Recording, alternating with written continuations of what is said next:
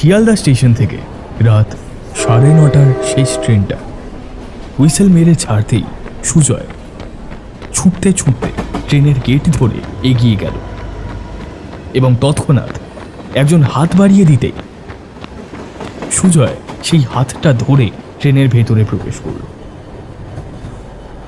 ভেতরে ঢুকে সুজয় দেখল ট্রেনের কামরাটা পুরোটাই ফাঁকা। তবে একটু আগেই যেই লোকটা হাত বাড়িয়ে সুজয়কে টেনে উঠতে সাহায্য করলো, সে একটা কালো চাদর দিয়ে তার মুখটা ঢেকে রেখেছে। সুজয় গিয়ে বসলো সেই লোকটার সামনের সিটে। এই দিকটায় যে হারে ঠান্ডা পড়েছে, তাতে করে এত রাতে কেউ বাইরে বের হবে না, এটাই স্বাভাবিক। তাই ট্রেন এত ফাঁকা কেন, এমন অবান্তর ভাবনা মাথায় আসা অনুচিত। কি বলেন মশাই? কালো চাদরের মধ্যে থেকে অপরিচিত সেই লোকটা ধরা ধরা সুরে বলল, হ্যাঁ, সে তুমি ঠিক বলেছ। তবে এত রাতে তুমি বা কেন হঠাৎ এই ট্রেনে উঠতে গেলে? শীতের গভীর রাতে শখ করে ট্রেনে চাপলে নাকি? আপনার কাছে আর কি বলবো আমার দুঃখের কথা। আজ রাতেই আমার দাদু মারা গেছেন। আজ শুক্রবার, খুব ভালো দিন।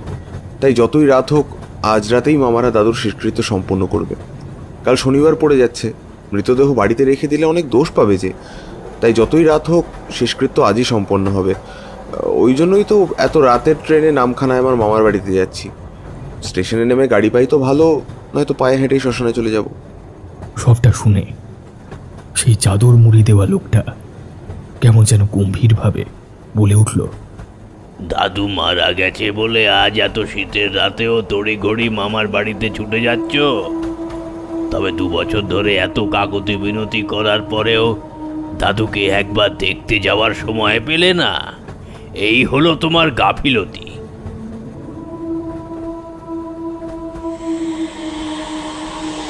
2 বছর ধরে দাদু আমাকে দেখতে চেয়েছে, অথচ আমি নানান কাজের চাপে মামা বাড়িতে যেতে পারিনি। তবে এই কথাই অপরিচিত লোকটা কিভাবে জানলো? আশ্চর্য। তারপর সুজয় সামনে বসে থাকা লোকটাকে গম্ভীরভাবে জিজ্ঞেস করলো, হ্যাঁ, অনেক দিন ধরেই দাদু আমাকে দেখতে চাইছিল, তবে কোনোভাবেই সময় বের করে মামা বাড়িতে আসতে পারিনি, এই কথা সত্য। কিন্তু মশাই, আপনি এসব কথা কোথা থেকে জানলেন? হ্যাঁ, জানি জানি, আমি এসব কথা জানি, কারণ এসব কথা তোমার দাদুই আমার কাছে বলেছে। আমি তোমার দাদুর বন্ধু। আমরা একসাথে কলকাতায় ফলের ব্যবসা করতাম। 2 মাস আগে তোমার দাদুকে দেখতে গেছিলাম, তখন এসব কথা প্রহ্লাদ আমাকে শুনিয়েছিল। চলো, আজ আমিও যাচ্ছি তোমার সঙ্গে। তোমার দাদুর শেষকৃত্যে আমিও উপস্থিত থাকব। কথাগুলো শুনে সুজয় কিছুতেই বিশ্বাস করতে পারল না। তার সামনের সবটা কেমন যেন গুলিয়ে এলো। সুজয় মনে মনে ভাবল, লোকটা পাগল নাকি? এত রাতে ট্রেনে উঠে বলছে উনি নাকি আমার দাদুর বন্ধু, আর এমনভাবে চাদর মুড়ি দিয়ে বসে আছে যে বোঝাই যায় না ভালো মানুষ নাকি ছিনতাইবাজ।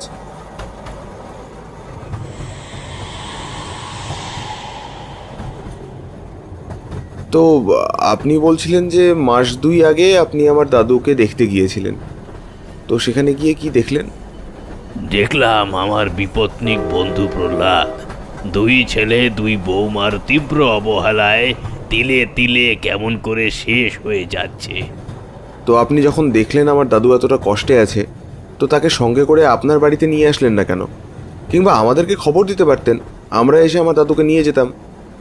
এইসব কথাবার্তার মাঝে ট্রেনটা চলে এসেছে সোনারপুর জাংশনে। ট্রেনের লাইন পরিবর্তনের কারণে ভিতরে জ্বলতে থাকা টিউবলাইটগুলো হঠাৎ নিভে গিয়ে ক্ষণকালের জন্য সমগ্র ট্রেন জুড়ে নেমে আসে এক বিস্তীর্ণ অন্ধকার।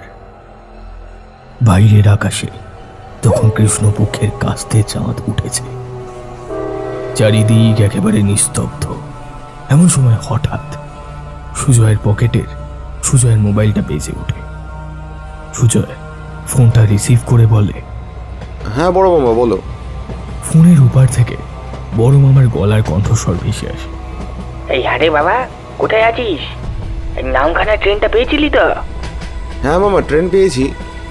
আমি এখন সোনারপুর আছি। তুমি চিন্তা করো না, আমি ঠিক পৌঁছে যাব। একটু আগে কম্পার্টমেন্টের আলো আবার জ্বলে উঠেছিল এবং সেই আলোয় হঠাৎ করে সুজয়ের চোখ গেল নিজের পায়ের দিকে। সে দেখে পায়ের কাছে ট্রেনের পুরো মেঝেটা লাল টকটকে রক্ততে ভরে যাচ্ছে এবং সেই সব রক্ত সামনে বসে থাকা সেই লোকটার পা থেকে দরদর করে বেরিয়ে আসছে। এ কি, এখানে তো রক্ত কিভাবে এলো? এই যে, ও মশাই, আপনার পা দুটো একবার দেখুন, বোধহয় কেটে টেটে গেছে, নাহলে এত রক্ত আসবে কোত্থেকে? কিন্তু সুজয়ের কথায় লোকটা বিশেষ পাত্তাই দিল না। বোধহয় বকবক করতে করতে চাদর মুড়ি দিয়ে ঘুমিয়ে পড়েছে। এইসব ভাবতে ভাবতে সুজয় হেড হয়ে লোকটার পায়ের চাদর সরাতেই দেখল লোকটার পা দুটো সম্পূর্ণ উল্টো। অর্থাৎ দুটো পায়ের গোড়ালিটা সামনের দিকে এবং আঙুলগুলো পিছনের দিকে। এমন দৃশ্য দেখে সুজয়ের চোখ চড়ক গাছে উঠে গেল। হঠাৎ করেই তার মনে পড়ল সেই ছোটবেলার কথা। ছোটবেলায় এইরকম কত গল্প সে শুনেছে যেখানে ভূতের পা নাকি উল্টো হয়। এইসব ঘটনার পরিপ্রেক্ষিতে তার মাথাটা ভারী হয়ে আসছে। তার চোখের সামনে যেন নেমে আসছে অন্ধকার। এমন পরিস্থিতিতে সুজয় এখন কি করবে তা বুঝে উঠতে পারে না। প্রচন্ড ভয় সে আঁতকে ভাবতে থাকে, গভীর রাতে ট্রেনের মধ্যে কোন ফ্যাসাদে পড়লাম? হে ভগবান, আমার যে এবার বুকের ভিতরটা ডিপটিপ করছে। এমন সময় সেই কালো চাদরের মধ্যে থেকে লোকটা বলে উঠল, ভয় পেও না, আমি আছি তো, তোমার কিচ্ছু হবে না, তুমি নিশ্চিন্তে ঘুমিয়ে পড়ো। কিন্তু সুজয় কি করে তাকে বলবে যে সেই তার ভয়ের কারণ? সুজয় নিজের সমস্ত মনন শক্তি ও একাগ্রতাকে সম্বল করে একটু সরে গিয়ে একটা সিট দখল করে সেখানে পুরোটা জুড়ে শুয়ে পড়ল। রাত বাড়ার সাথে সাথে ট্রেনের জানলার বাইরে থেকে আকাশের কাস্তে চাঁদ গুটি গুটি পায় যেন এগিয়ে যাচ্ছে পশ্চিমে। শীতের কুয়াশায় বাইরের গ্রাম্য পরিবেশ একেবারে যেন ঢেকে যাচ্ছে। খেজুর গাছে ঝোলানো ভাঁড়ে টপ টপ করে রস পড়ছে, আর গ্রাম্য প্রকৃতির এই নৈসর্গিক নিস্তব্ধতা ভেঙে দিয়ে ট্রেনটা ছুটে চলেছে তার গন্তব্যের দিকে। অতঃপর ট্রেন এসে দাঁড়ালো নামখানা স্টেশনে। ট্রেনের ভিতর চাদর মুড়ি দেওয়া লোকটা সুজয়কে এখন ডাকছে। কই গো বাবু, ওঠো, এই যে নামখানা স্টেশন চলে এসেছে গো, কই গো ওঠো। লোকটার ডাকে ঘুম থেকে উঠল সুজয়, আর লোকটাকে দেখতে পেল না। ওই আপনি কোথায় গেলেন? আপনাকে তো দেখতে পাচ্ছি না। স্টেশনের শেষ প্রান্তে জমাট বাঁধা অন্ধকার।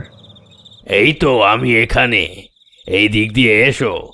তোমার মামারা এতক্ষণে শ্মশানে চলে এসেছে, তাই বাড়িতে না গিয়ে শ্মশানে যাওয়াটাই ভালো হবে। এদিকে আমার সঙ্গে সঙ্গে এসো। লোকটার কথায় কেমন যেন খটকা লাগলো সুজয়। সে মনে মনে বলল, না, মামারা যে এখন বাড়িতে নেই, তারা দাদুর মৃতদেহ নিয়ে শ্মশানের উদ্দেশ্যে বেরিয়ে পড়েছে, এ কথা উনি নিশ্চিত করে কিভাবে বলতে পারেন? তৎক্ষণাৎ অন্ধকার থেকে লোকটা বলে উঠল, কি এত ভাবছো? আমি তোমাদের মতো ওসব ফোন টোন ব্যবহার না করেও কিভাবে বললাম যে মৃতদেহ নিয়ে ওরা শ্মশানের উদ্দেশ্যে বেরিয়ে পড়েছে? আসলে এসব তো আমার জানা কথা। সুজয় এসব কথায় বিস্মিত না হয়ে লোকটার দিকে তাকিয়ে তাকে অনুসরণ করেই হাঁটতে শুরু করলো।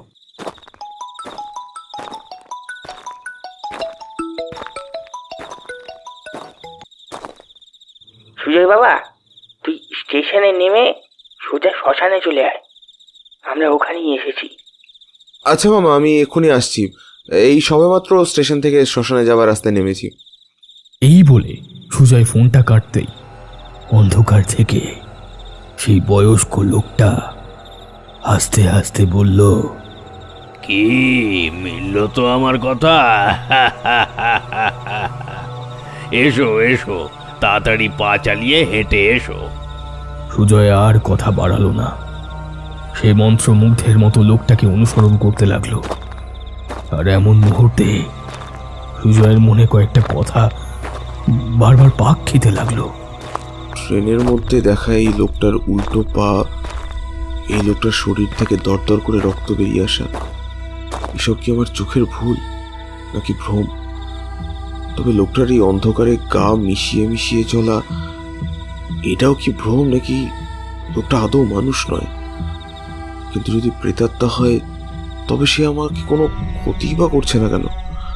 এইসব ভাবতে ভাবতে এবং লোকটার পেছনে হাঁটতে হাঁটতে সুজয় তার বড় মামাকে ফোন করলো এবং ফোনটা কানে ধরে ফিসফিস করে মামাকে জিজ্ঞেস করলো, বলছি মামা, দাদুর কি কোনো বন্ধু ছিল? এমন কোনো বন্ধু যিনি 2 মাস আগেও দাদুকে দেখে গেছেন?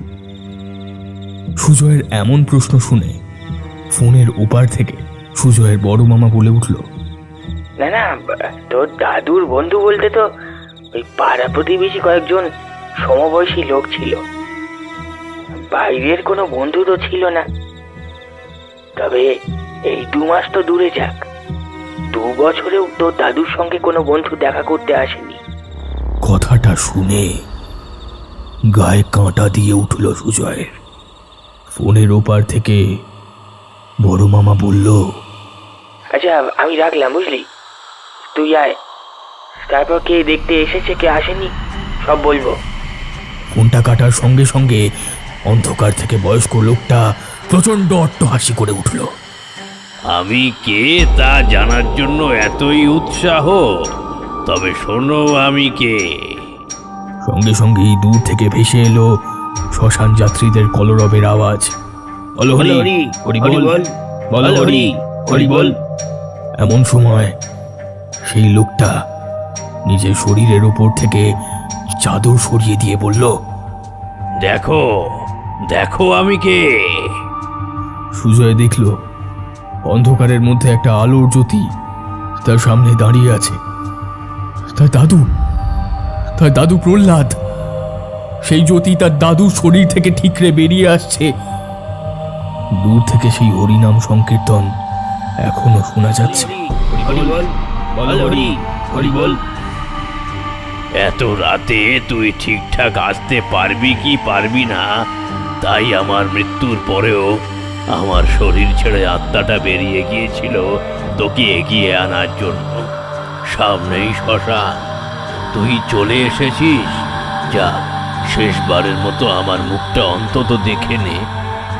আর কিছুক্ষণ পরেই যে তোর বড় মামা আমার মুখে আগুন দেবে, তখন আর শেষ দেখা হবে না। যা, তাড়াতাড়ি যা, গিয়ে শেষ দেখা দেখে নে। আমি এলাম। এই বলে আলোর জ্যোতিটা সুজয়ের সামনে আবার গভীর অন্ধকারে মিলিয়ে গেল। সবটা বুঝতে পেরে সুজয় মুড়িবাঁচি করে ছুটে সেই শ্মশান চত্বর থেকে পালিয়ে গেল।